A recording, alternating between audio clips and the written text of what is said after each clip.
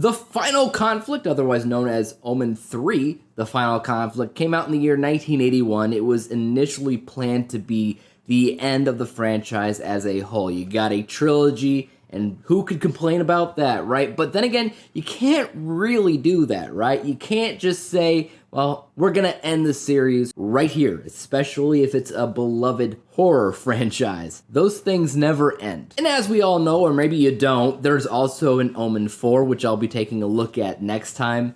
And then they remade it in 2006, and in 2024, this year, there's a prequel called The First Omen. But today, we're taking a look at The Final Conflict, which is actually, narratively, what I've been kind of looking for since the beginning. But is that a good or bad thing? Let's get cracking. The Final Conflict now stars Sam Neill as Damien, as an adult now. Like his father before him, he's the ambassador for the UK. He has a lot of influence in general around him, but he has one worry now.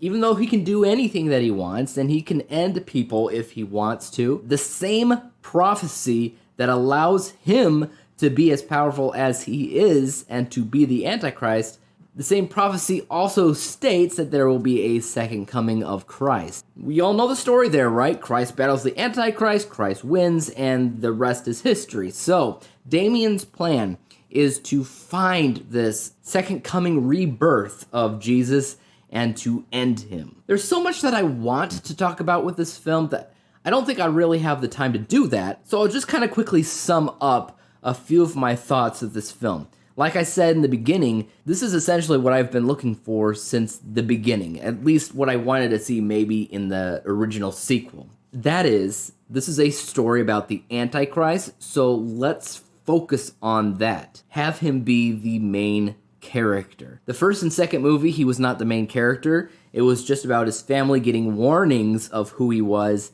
and what to do about that. That's great for the first film, but the second film, that was not necessary. There needed to be a little bit more focus on Damien, learning more about who he is. This third one, however, is exactly what I basically wanted to see out of the second one. So we had primary focus on the Antichrist, played by Sam Neill, and Sam Neill did a great job. I also really like that they didn't avoid the story of the second coming as well, because that's just as important. If you're going to focus on the Bible, on Revelation and stuff, you're going to have to also focus on the second coming of Christ, and what that means for a story like this without being too biblical, being too faith-based, still being horror. And I think for the most part, how they handled that was pretty well done. I will say I'm a little bit confused as to why the second coming of Christ has to be a child again. I don't really remember reading that in the Bible. I thought when the second coming is supposed to occur, it's going to be Christ as a full-grown adult man again, but maybe I'm thinking too deep into it. And as far as the Bible is concerned, I don't know what they're going to do with the rest of the series. I don't know what they're going to do for the fourth, because obviously Revelation is the end of the world, so to speak. However, there was one thing that didn't really happen in this movie that I'm kind of curious on if they'll ever touch in the next movie, and that is the rapture. That did not happen in this movie, so that's actually a pretty big thing, but why would they focus on something like that for a horror film? That's, I don't know. I did see a rapture movie that was kind of horror, and it was pretty well done, but it was nothing like an Omen film. But even though this movie did exactly what I wanted it to do, one, it didn't feel like the Omen series anymore. That was a big kind of punch to the gut for me when I was watching it, because I was like, why watch an Omen film if it doesn't feel so much like the Omen? And another problem that I had, I guess I'm just really, really picky,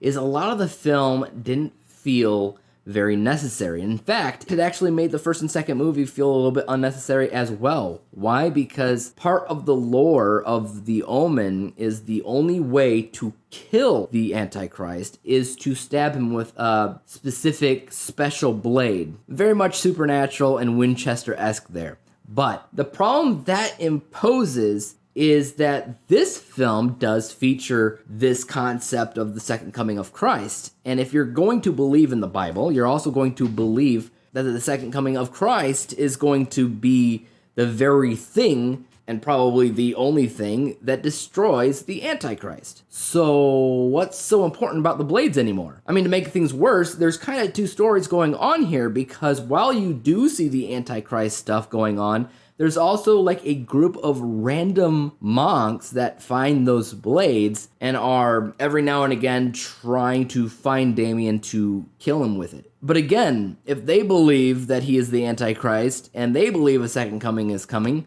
then why are they wasting their time on this? I don't fully understand that aspect. Also, like I mentioned, there is so much about the Antichrist that works so well with horror in general. If you just read Revelation, it would be so easy to convert to horror. But a lot of it just ends up being missed potential. Like, for instance, the whole idea of Damien's political influence is massively important. That's the very draw, Christians included, that make them want to follow him and to shake his hand and get the mark of the beast on their hand or on their forehead or whatever. That's such a huge part in, I want to say, most Antichrist stories, getting that mark. They mention it. They mention it in the movie. They say something about the mark of the beast in the hand of the forehead with the 666, but it never really happens. He ends up having followers, and there ends up being a lot of them in one scene, but where they came from,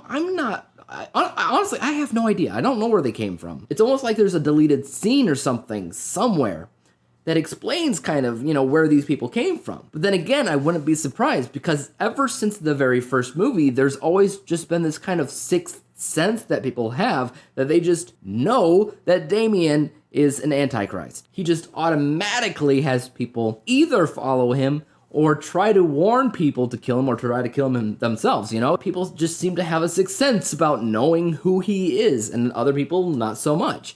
That's a little bit of a cop-out in terms of writing, I will say, and normally that wouldn't bother me so much, but given the fact that the story of the Antichrist in general is just so appealing to me and something that has a lot of potential for a horror film, I'm a little bit let down. Some of this movie does feel a little bit boring and, dare I say it, very unlike horror. It has horror aspects. Some of the shots are very well done. I really liked one of these shots where it has Sam Neill in the background commanding a ton of dogs in front of him to attack this one person who's going to otherwise kill him. And he's got his head tilted with a little bit of a crooked smile, and it was legitimately creepy. It's probably one of the creepiest shots in the movie, in my opinion. But I could definitely see how this could be a proper end to the series. It works that way. I'm kind of curious, once again, what the heck Omen 4 is. It's probably trash for all I know. Overall, because it has that narrative that feels a little bit more original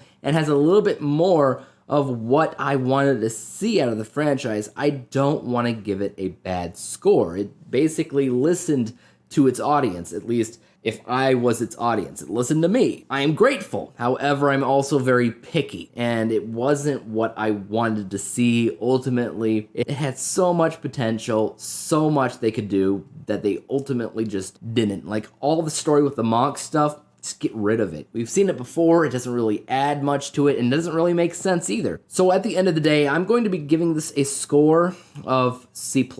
That is the lowest that I've scored any of these movies so far. Initially, while watching it, I had it in the back of my head I was going to be scoring it a B+, because it started off so strong and started off proving to me that it could make a movie about the Antichrist and make it legitimately good. It's just that it kind of falls off the rails a little bit as it progresses. So my score slowly went down and down and down. And ultimately, C+ is not a bad score by any means. It's just a little bit disappointing when you start comparing it to the other Omen films, which those were also really good in their own merit, to be honest with you. I mean, when it came down to those Final Destination-esque kills, those were awesome. And while some of that can be kind of sort of seen in this, it was a lot less impactful or scary or anything like that. But that's it.